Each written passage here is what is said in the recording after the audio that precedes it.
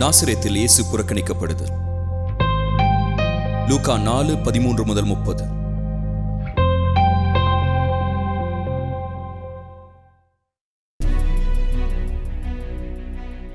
பின்பு இயேசு ஆவியானவருடைய பலத்தினாலே கலிலேயாவுக்கு திரும்பி போனார்.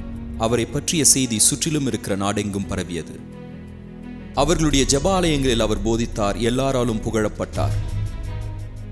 தாம் வளர்ந்த ஊராகிய நாசரேத்துக்கு அவர் வந்து தம்முடைய வழக்கத்தின்படியே ஓய்வு நாளில் ஜெபாலயத்தில் நுழைந்து வாசிக்க எழுந்து நின்றார். அப்பொழுது ஏசாயா தீர்க்கதரிசியின் ஆகமம் அவரிடத்தில் கொடுக்கப்பட்டது.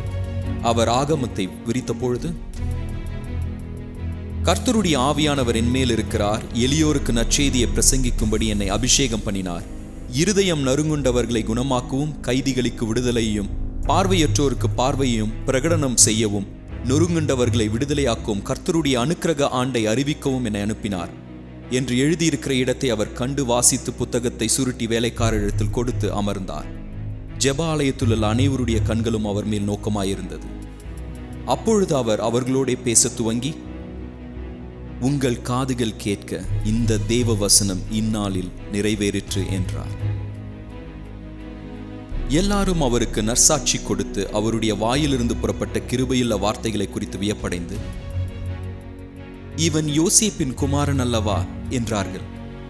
அவர் அவர்களை நோக்கி, வைத்தியனே, உன்னைத்தானே குணமாக்கிக்கொள் என்ற பழமொழியை சொல்லி நாங்கள் கேள்விப்பட்டபடி கப்பர்நகூமில் உம்மால் செய்யப்பட்ட செயல்கள் எவைகளோ அவைகளை உம் சொந்த ஊராகிய இவ்விடத்திலும் செய் என்று என்னிடம் சொல்லுவீர்கள் என்பது உறுதி.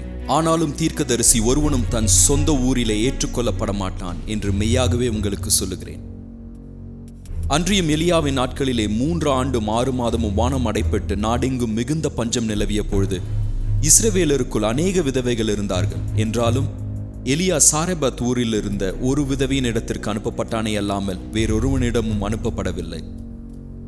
அல்லாமலும் எலிசா தீர்க்கதரிசியின் காலத்தில் இஸ்ரவேலருக்குள்ளே அநேக தொழுநோயாளிகள் இருந்தார்கள். ஆயினும் சீரியா தேசத்தானாகிய நாகமானை அல்லாமல் அவர்களில் வேறொருவனும் தூய்மையாக்கப்படவில்லை என்றார். ஜெபாலயத்தில் இருந்த அனைவரும் இவைகளை கேட்டபொழுது சினமடைந்து எழுந்திருந்து அவரை ஊருக்கு வெளியே தள்ளி தங்கள் ஊர் கட்டப்பட்டிருந்த செங்குத்தான மலையின் சிகரத்தில் இருந்து அவரை தலைகீழாய் தள்ளிவிடும்படி அவ்விடத்திற்கு கொண்டு போனார்கள். அவரோ அவர்கள் நடுவிலிருந்து கடந்து போய்விட்டார்.